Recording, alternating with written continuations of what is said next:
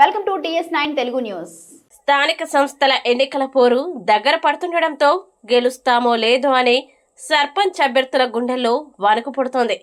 గ్రామ అభివృద్ధి కోసం హామీలు ఇస్తున్న సర్పంచ్ అభ్యర్థితో 2025 సంవత్సరం స్థానిక సంస్థల ఎలక్షన్లలో మన వెంకటాపురం గ్రామం నుంచి బరిలో ఉన్నటువంటి ఈ 16 మంది వార్డు నంబర్లు ఎవరైతే ఉన్నారో గౌరవప్రదంగా అంటే మా అన్నదమ్ములకి మా అక్క చెల్లెలకి వీళ్ళందరికీ నేను తెలియజేసేది ఏమంటే ఇక్కడ చూడండి, మన గ్రామంలో ఇక్కడ ఇక మా అంత నా బంధుమిత్రులు ఉన్నారు అంత వీళ్ళు. ఈ అన్నలకి అక్కలకి చెప్పేది ఏమంటే ఇలా చూడండి, మన గ్రామంలో ఇక్కడ మహిళా భవనం అని ఉంది. ఇక్కడ మన ఉపేందర్ అని ఇంటి వెనుక, ఏది మన భాషమణి యాదక్కలు ఇంటి వెనుక.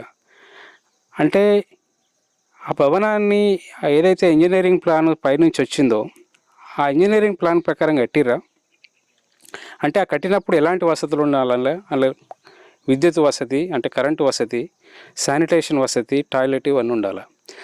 అది అంటే ఆడ టాయిలెట్ ఎందుకు లేదు అంటే ఆడ మంచినీటి సౌకర్యం ఎందుకు లేదు అంటే ఇది ఎవరు పట్టించుకోవాలి అక్కడ? అంటే ఇక్కడ లేబర్ లేరా అంటే బడ్జెట్ లేదా? అది అట్లా ఉంటే ఇప్పుడు మన గ్రామ పంచాయతీ ఆఫీస్లో ఒక మహిళా సిబ్బంది పనిచేసారు అనుకోండి, ఎక్కడికన్నా విజిటింగో లేకపోతే మానిటరింగ్కో ఒక మహిళా స్టాఫ్ ఎవరన్నా స్టేట్ అండ్ సెంట్రల్ గవర్నమెంట్ నుంచి వచ్చినప్పుడు ఆ మహిళా సిబ్బంది పరిస్థితి ఏంది? అక్కడ టాయిలెట్ ఫెసిలిటీ సరిగా లేదు.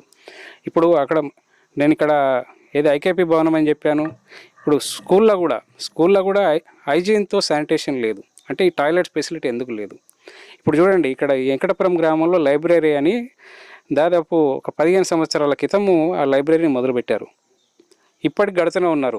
అదొక bar and restaurant sitting room లాగా అది తయారైంది. అంటే లైబ్రరీ రూమ్ని కావలసుకొని ఈ అగ్రవర్ణ ప్రభుత్వాలు ఆ లైబ్రరీ రూమ్ని బార్ అండ్ రెస్టారెంట్గా మార్చినాయి. దాదాపు 1/2 క్వింటాలు సిగరెట్ డబ్బాలు వెళ్తాయి, ఒక క్వింటాలు బీర్ సీసాలు వెళ్తాయి. అంటే ఇవన్నీ ఎవరు చూడాలి మరి? ఎందుకు చూస్తలేదు ఈ ప్రభుత్వం? ఎందుకు చూస్తలేదు స్థానిక పాలకులు? ఎందుకు చూస్తలేరు?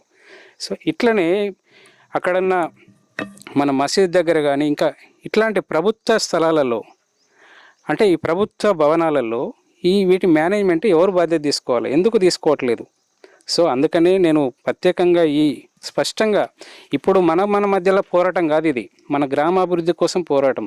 ఇందులో మీలో నైపుణ్యతను బట్టి, మీలో ఆకాంక్షను బట్టి, మీలో ఇంట్రెస్ట్ని బట్టి మీరు గెలవండి, సంతోషం. కాకపోతే గెలిచినాక కూడా, గెలవబోయే ముందు కూడా ఈ విషయాన్ని ఆలోచించండి.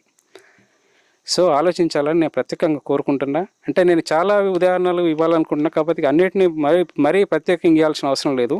ఇవాళ మహిళా స్టాఫ్కి, మహిళా సంఘాల ప్రతినిధులకి శానిటేషన్ విషయంలో ఎందుకు వాళ్ళు నెగ్లెక్ట్ చేస్తున్న ఇన్ని రోజులు? సో ఇప్పుడు మనం ఖచ్చితంగా ఇవన్నిటిని దూరదృష్టితో చూసి ఇవన్నీ మైక్రో లెవెల్లో మనం చేయాల్సిన అవసరం ఉంది. సో ఇది గమనిస్తారని వెంకటాపురం గ్రామ ప్రజల్ని కోరుకుంటున్నా. Thank you.